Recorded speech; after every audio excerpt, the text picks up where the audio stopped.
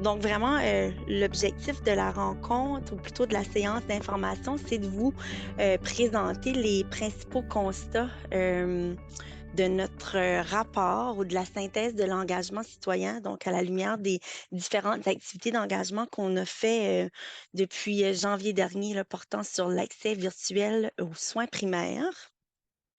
Donc en gros, juste quelques petits rappels. Le thème, c'est l'accès virtuel aux soins primaires. C'était l'occasion pour nous d'entendre, mais aussi de mieux comprendre les expériences vécues, en lien avec ce thème-là. Puis aujourd'hui, on va vraiment vous présenter les grandes lignes, sachant très bien aussi que les différentes discussions qu'on a eues, au cours de tout le processus, il y a eu parfois des discussions qui ont été au-delà du thème des soins virtuels, ce qui est tout à fait normal. Donc vraiment, il a fallu ensuite qu'on puisse saisir, les thèmes les plus récurrents, donc ce qui, est revenu, à maintes reprises et qui était comme concrètement en lien avec le thème de l'accès virtuel aux soins primaires. Juste un petit rappel pour que vous le sachiez, on avait fait 7 séances de dialogue virtuel, donc en ligne, 1 séance dans chacune des zones de santé. Ça a été notre première activité d'engagement. Ça a eu lieu au mois de janvier dernier, avec, la traduction simultanée. Ensuite, on a parcouru les routes du Nouveau-Brunswick, en équipe. Parfois, c'est Naï qui m'a accompagnée, parfois c'est ma collègue, Karine, et Candice aussi, qui nous a quittés depuis, pour faire, quelques-unes de ces séances d'engagement-là. Donc 14 groupes de discussion en anglais et en français dans chacune des zones de santé, qui est majoritairement, l'exercice, qu'on a fait avec les personnes qui sont, présentes ici ce soir avec nous. Ensuite, j'ai fait 9 entrevues individuelles avec des citoyennes et des citoyens qui avaient eu des expériences concrètes avec des soins virtuels, avec, différents profils, différents backgrounds en fonction des régions aussi et d'autres caractéristiques. Puis finalement, j'ai aussi fait, 13 entrevues avec des professionnels de soins de santé pour un peu mieux saisir, leurs expériences à eux et elles comme personnes qui offrent, des soins virtuels. Puis toutes ces informations-là figurent dans un rapport, puis on vous le présentera ou plutôt à la toute fin, on vous montrera comment y accéder, via, notre site internet. Donc ici, c'est la map. Donc c'est un total de 210 personnes, qui ont participé à nos activités d'engagement du réseau de voix des patients, puis on le présente ici en fonction des zones de la santé. Juste une petite parenthèse aussi, de ce qu'on a appris de l'engagement citoyen, là, dans le cadre du réseau de voix des patients. Comme vous le connaissez sûrement déjà, au Conseil de la santé, on fournit, beaucoup de chiffres. Donc, on fait des sondages pour un peu mieux saisir le pouls, de la population de la santé de la population, puis aussi des expériences avec, les soins de santé.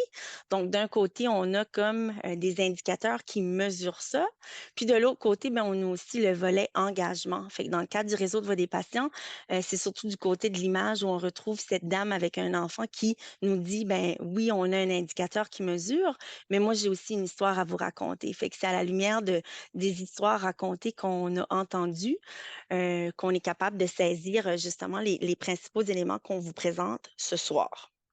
Donc, la façon dont on va procéder, comme Nail l'a mentionné, je vais aller au travers des principaux constats en fonction des dimensions de la qualité des services de santé qu'on vous a déjà présentés dans le cadre, des différentes activités d'engagement. Donc, la première dimension, c'est celle, de l'accessibilité.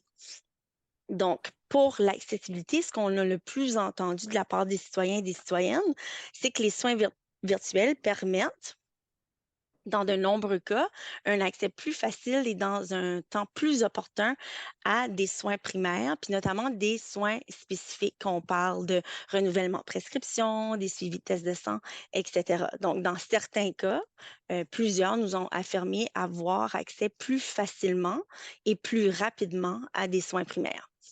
On a aussi entendu que les soins virtuels offrent une meilleure accessibilité pour les personnes ayant un handicap.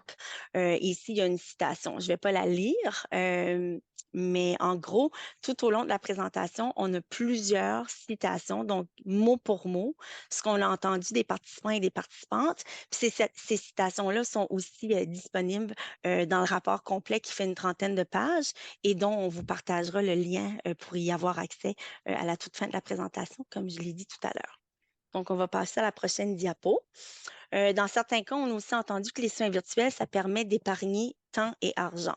Donc, les gens n'ont pas nécessairement besoin de prendre du temps du travail, ils n'ont pas nécessairement besoin de se déplacer 30 minutes en voiture pour avoir accès à un rendez-vous qui, à leur avis, peut très bien se faire en virtuel.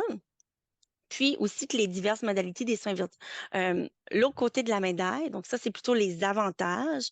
Du côté des défis ou des désavantages, on a aussi entendu que les diverses modalités des soins virtuels ne sont pas bien connues. Donc, les gens ont de la difficulté à naviguer les différentes plateformes. On n'est pas nécessairement au courant que e-visite, ça existe, etc.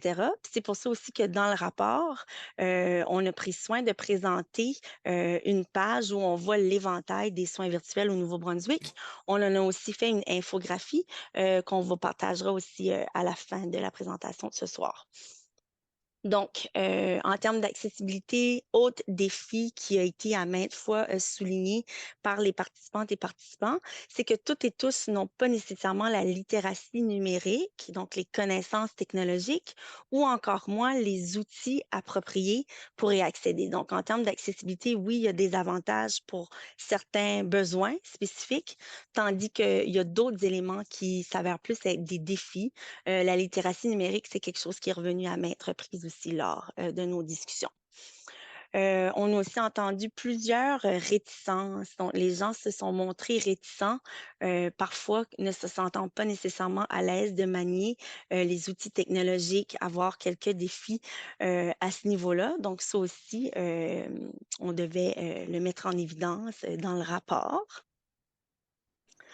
Un autre élément clé qui s'adresse notamment à la population francophone, on a aussi entendu que l'accès aux soins virtuels dans la langue officielle de son choix est insuffisant. Puis ça, c'est particulièrement le cas pour les francophones qui ont de la difficulté à accéder à des soins virtuels. Puis ça, c'était notamment le cas pour la plateforme eVisitNB. Du côté des professionnels de soins de santé qu'on a rencontrés, pour eux et elles, la plupart sont d'accord que les soins virtuels ont permis de rendre plus accessibles leurs services, notamment dans le contexte de la pandémie. Plusieurs nous ont partagé aussi qu'ils avaient maintenant accès à des gens qu'ils avaient difficilement accès avant l'utilisation des soins virtuels. On parle des mères au foyer ou des gens qui n'avaient pas assez d'argent pour se déplacer dans les bureaux de médecins, pas nécessairement les transports non plus, les personnes âgées qui vivent de manière plus isolée. Fait que pour certaines des personnes qu'on a rencontrées qui offrent des soins de santé puis qui offrent aussi des soins virtuels, ça a permis dans une certaine mesure de démocratiser l'accès. En ce qui concerne la justesse et l'efficacité, donc le fait de recevoir des soins qui sont adéquats en fonction de ses besoins, on nous a dit que pour la plupart, les gens qu'on a rencontrés étaient, somme toute, satisfaits des résultats obtenus.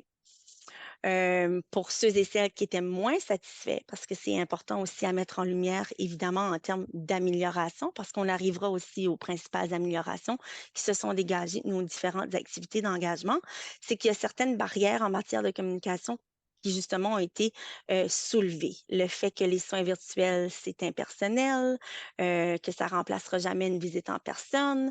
Il y a des inquiétudes à ce que l'on devienne dépendant de ça. Donc, les gens semblaient, somme toute, avoir comme des craintes par rapport à où on s'en va avec les soins virtuels. Donc, comme je le disais tout à l'heure, beaucoup de gens nous ont partagé l'idée selon laquelle ils trouvent que c'est impersonnel, qu'ils préfèrent une visite en personne pour telle et telle raison. Autre inquiétude en termes de justesse des soins reçus, c'est qu'il y a un certain manque de continuité aussi avec les autres services de santé. Donc, la continuité des soins, c'est aussi une réelle préoccupation des personnes qu'on a rencontrées. Donc, si j'ai un fournisseur de soins de santé, mais que je consulte une plateforme comme eVisitNB, les gens que je consulte n'ont pas accès à mes antécédents et vice-versa. Ensuite, mon médecin famille n'a pas non plus accès aux infos d'une visite virtuelle qui n'est pas avec la personne primaire qui m'offre des soins. Donc, il y avait toute cette inquiétude-là qui était vraiment palpable par rapport à la continuité des soins. Du côté des professionnels de soins de santé, un peu la même chose de ce qu'on a entendu des citoyens et des citoyennes, que oui, les soins virtuels, ça s'avère un bon outil si on l'utilise de manière adéquate. C'est une ressource, mais que ça peut certainement pas remplacer les soins en personne. Toutes et tous aussi en matière d'équité, ça c'est l'autre dimension qu'on a explorée. C'est pas tout le monde justement qui a accès aux soins virtuels, voire même accès à Internet ou un téléphone, une tablette. Donc en termes d'équité, tous semblaient d'accord que c'est loin d'être équitable pour tout le monde. Puis on a vraiment eu l'impression qu'il y avait comme un désir commun, collectif, que ça le soit. Tandis que pour d'autres, les soins virtuels ont permis un accès plus équitable puisque c'est disponible pour tout le monde, y compris celles et ceux qui n'ont pas de fournisseur de soins de santé primaire. Puis je veux juste me permettre une petite parenthèse ici. Euh, donc, par rapport à l'équité, puis par rapport à d'autres dimensions aussi, il y a toujours un peu les deux côtés de la médaille. Donc, à la fois, les gens trouvent que c'est plus accessible, tandis qu'il y en a pour d'autres qui ont des défis d'y accéder. C'est un peu le même principe ici en matière d'équité. On semble dire que c'est pas équitable parce que les gens n'ont pas nécessairement les outils adéquats ou le soutien à l'accompagnement, tandis que pour d'autres qu'on a rencontrés, notamment des personnes qui n'ont pas de fournisseurs de soins ou des personnes immigrantes qui ont difficilement accès à des soins primaires, que le fait d'avoir l'option de soins virtuels, pour eux, ça a rendu l'accès plus équitable. Donc voilà. On peut passer à la prochaine. Du côté des professionnels de la santé, on y dit aussi que les soins virtuels sont équitables puisqu'on a toujours la possibilité de voir nos patientes ou patients en personne. Un élément clé ici en termes d'équité, d'accessibilité aussi, c'est que l'accompagnement, il reste essentiel, notamment pour la clientèle plus vulnérable. Donc, les gens qui travaillent du côté de la santé qu'on a rencontrés sont aussi préoccupés des gens plus vulnérables, puis que ça peut être difficile pour eux et elles d'accéder à des soins virtuels, puis que l'accompagnement, justement, est essentiel pour s'assurer qu'on puisse offrir cet accès-là à tout le monde. Par rapport à la dimension de la sécurité, donc c'est l'idée selon laquelle les risques sont minimisés là, ou les risques dans le cadre d'une intervention de santé. Donc, du côté des citoyennes et des citoyens, évidemment, dans le contexte de la pandémie, les gens étaient encore un peu à réfléchir en fonction de ce qui s'était arrivé. Puis, ils reconnaissaient que les soins virtuels leur avaient permis justement de ne pas être en contact avec le virus, puis que c'était considéré comme un moyen, somme toute, efficace de réduire le risque de propagation des virus, justement. Euh, mais de l'autre côté, donc un défi, c'était plutôt que les soins virtuels pouvaient aussi potentiellement augmenter les risques associés aux interventions. Donc, les gens étaient des fois préoccupés, est-ce que j'ai reçu le bon diagnostic? Est-ce que je vais être diagnostiquée trop tardivement si je ne vois pas un professionnel de la santé comme en personne? Donc, ça revient à tout l'aspect du côté humain, l'importance de voir les gens à qui on s'adresse, puis ce contact-là aussi pour être capable de poser un bon diagnostic, c'était aussi une certaine préoccupation de la part des personnes qu'on a rencontrées. Du côté des professionnels de la santé, tous et toutes semblaient d'accord que les soins virtuels sont sécuritaires s'ils sont utilisés de manière appropriée. Donc, il y a un mais. Oui, c'est sécuritaire, mais on se doit d'utiliser notre jugement clinique, notre expertise, puis que c'est super important de reconnaître qu'est-ce qui est adéquat ou non, qu'est-ce qu'on peut faire en virtuel, puis qu'est-ce qui préfère une visite en personne. Donc, l'importance aussi de s'appuyer sur des normes établies. Puis de l'autre côté, les professionnels de la santé disaient aussi que dans certains cas, pour certaines patientes, patients, hem, qu'ils soignent, ça a permis une plus grande sécurité, notamment d'éviter les chutes, l'hiver et cetera. Puis aussi, évidemment, la transmission des virus et des maladies, comme on l'a entendu du côté des citoyennes et des citoyens. Donc, du côté de la sécurité, les professionnels de la santé nous ont aussi partagé que la continuité des soins, donc la sécurité, ça passe beaucoup par l'intégralité du dossier médical puis l'accès aux antécédents. Donc, ça revient à cette idée de la continuité des soins, qui est un élément qui est beaucoup revenu du côté des professionnels de soins de santé qu'on a rencontrés. Puis certains dangers aussi du côté du patient ou si on n'a pas bien cerné comment ces gens-là vivent leur situation, puis est-ce qu'on va comme sous-estimer ou surestimer ce qui se passe juste avec un appel téléphonique. Donc, le fait qu'on ne voit pas non plus l'environnement, comment ça se passe chez eux, chez elles, comme puis est-ce qu'il y a des gens qui peuvent justement parler de façon libre et sans biais. Donc, il y avait des inquiétudes par rapport aux soins virtuels en termes de sécurité là, du côté des professionnels qu'on a rencontrés. Par rapport à la notion du rendement, donc la rentabilité des ressources, euh, la plupart des professionnels qu'on a rencontrés nous disent que oui, les soins virtuels, ça peut offrir un potentiel en matière de rentabilité des ressources, puisque ça évite les gens de se présenter à la salle d'urgence, notamment. Donc, on doit toutefois, dire ici, à ce point-ci que nous, on n'est pas été en mesure de vraiment quantifier ou de faire, une étude des coûts des soins virtuels, donc on n'a pas ces chiffres-là. C'est vraiment au regard des professionnels de la santé, là, les éléments qui ressortent, c'est vraiment en lien avec les expériences vécues puis ce que les professionnels nous ont partagé. Hem On a aussi entendu que les soins virtuels permettent aux professionnels une meilleure utilisation de leur temps, d'alléger leur horaire, puis aussi de faire plus de place pour les patientes et patients qui doivent être vus en personne. Donc ça, c'est un avantage par rapport au rendement. Je reconnais que je vais rapidement aussi là, mais comme je vous dis tout à l'heure là, on pourra vous montrer comment, avoir accès aux documents en entier, qui présentent les principaux constats que je fais avec vous tout de suite, mais aussi qui est beaucoup plus riche en termes d'informations, mais aussi de citations, là. Il y a beaucoup, beaucoup de citations dans le document, puisque c'est une recherche, qualitative somme toute, où on a utilisé plutôt une approche qualitative, donc des expériences vécues. On a cru bon de vraiment mettre en lumière ce qu'on avait entendu. Donc, vous trouverez plusieurs citations qui appuient ces constats-là. Évidemment qu'il y a d'autres thèmes qui ont émergé des discussions donc qui vont au-delà des dimensions de la qualité des services de santé.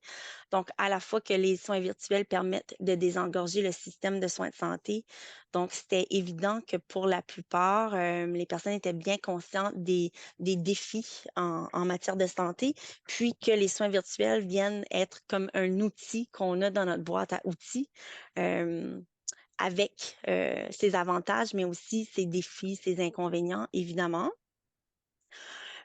Autre terme, c'est aussi l'importance d'être en mesure de pouvoir choisir la modalité des soins. Donc, pour les personnes rencontrées, on a vraiment pu observer là, toute la question de l'autonomie. Oui, les soins virtuels, mais je veux quand même avoir le choix d'avoir une visite en personne ou d'avoir les soins virtuels. Donc, quelque chose qui ne devrait pas être imposé puis que ça devrait être toujours centré sur le patient ou la patiente. Ça, on l'a entendu beaucoup. Puis, on a aussi entendu l'impact positif que cela a sur l'environnement, qui est quand même un thème intéressant qui est revenu à quelques reprises lors de nos discussions.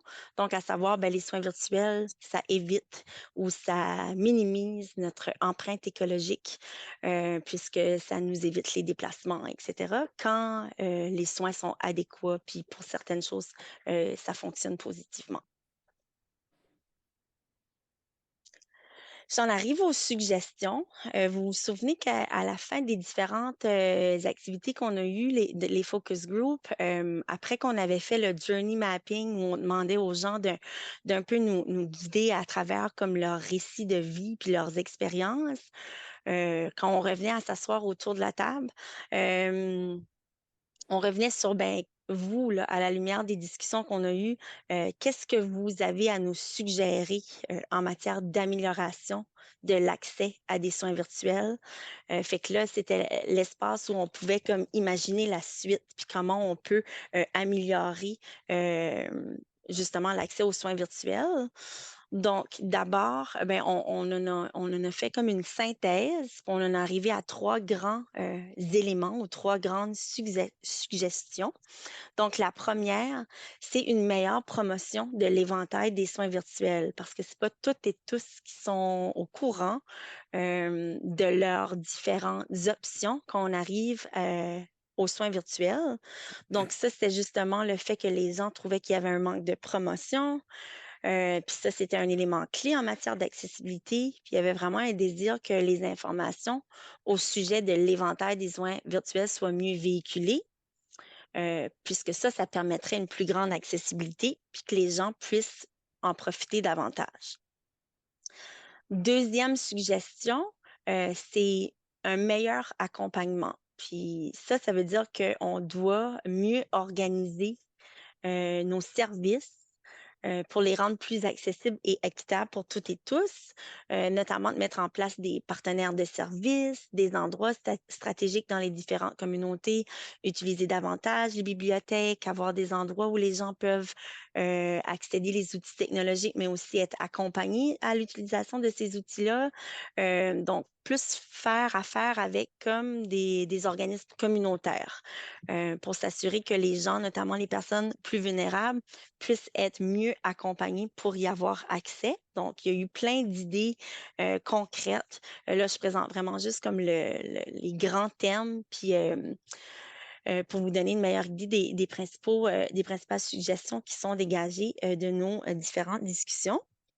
Puis finalement, une meilleure continuité des soins. Donc, autant du côté des citoyens et des citoyennes qu'on a rencontrés que des professionnels de la santé, la continuité des soins est super importante. Puis on a parfois le sentiment que c'est comme le maillon qui manque pour s'assurer que les informations médicales des patientes et des patients puissent être disponibles afin de faciliter l'offre de services qui sont pertinents en fonction de leurs besoins. Donc, on puisse avoir accès à tout le dossier médical, peu importe qui est consulté là, lors d'une visite virtuelle.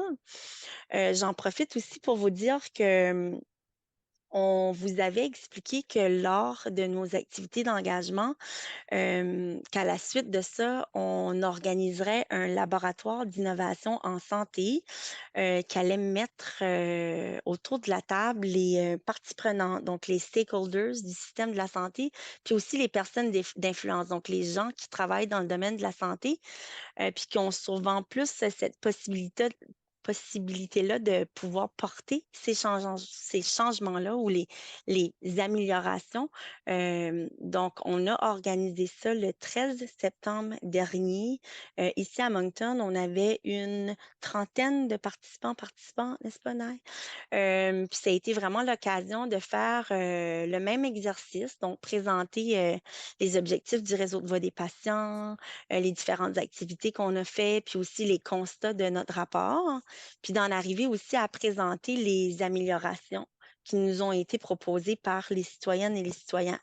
Donc, c'est vraiment été l'occasion de mettre en lumière, tu sais, les principaux défis, puis ce qu'on a entendu de la population, puis en fait des 200 quelques personnes qu'on a rencontrées.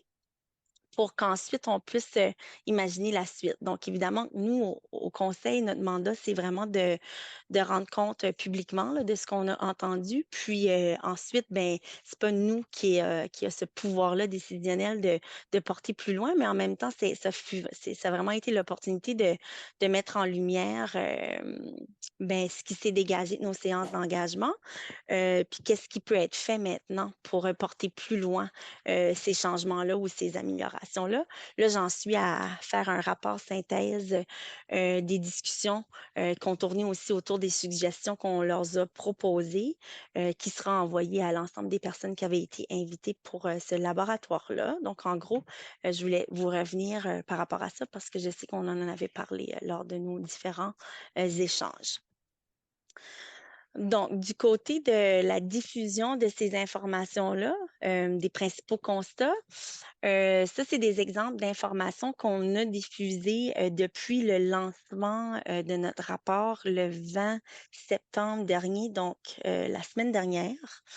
C'est des infographies, somme toute. Donc, on a fait une infographie sur les soins virtuels au Nouveau-Brunswick. Je reconnais que c'est petit, mais je vais vous montrer aussi comment les retrouver sur le site Internet si vous voulez aller les consulter à nouveau.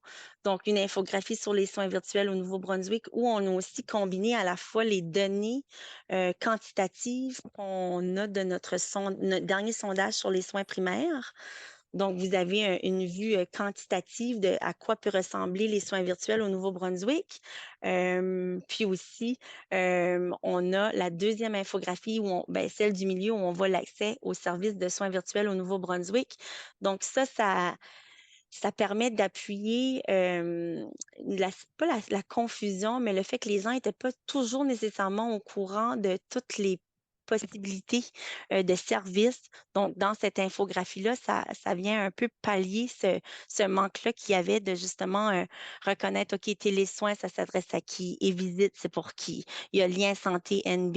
Donc, du côté des personnes qui ont des fournisseurs de soins, qu'est-ce qui est disponible pour vous? Puis du côté des personnes qui n'ont pas de fournisseurs de soins, donc c'est une version plus imagée des ressources disponibles au Nouveau-Brunswick en matière de soins virtuels. Puis l'image où on voit l'accès virtuel aux soins primaires au Nouveau-Brunswick, donc ce qu'on a entendu des citoyens et des citoyennes, c'est des images que vous allez retrouver là, dans les prochains jours, les prochaines semaines, qui se retrouvent notamment sur nos réseaux sociaux comme notre page Facebook.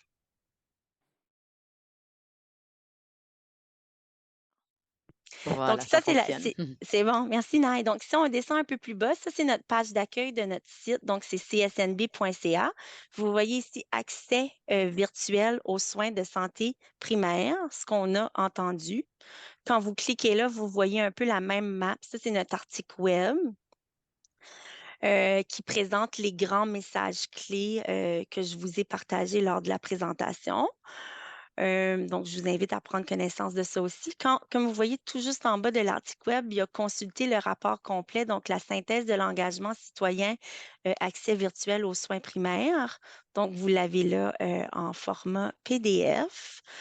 Où tout est présenté. Je ne sais pas si tu veux juste comme défiler un peu pour qu'on voit un peu le contenu, donc la table des matières, l'introduction, la mise en contexte. Le sommaire exécutif, c'est ce qui résume les grands messages clés. On vous explique aussi quelques définitions. C'est un peu les mêmes informations que vous avez eues lors de nos activités. L'éventail des soins, on revient sur les dimensions de la qualité. On présente la méthodologie, les principes d'engagement, la map, comme je vous ai montré tout à l'heure. J'explique en détail les différentes activités qu'on a eues. Puis là, on en arrive à la partie la plus importante, en fait, qui est vraiment comme la synthèse des témoignages des citoyennes et des citoyens.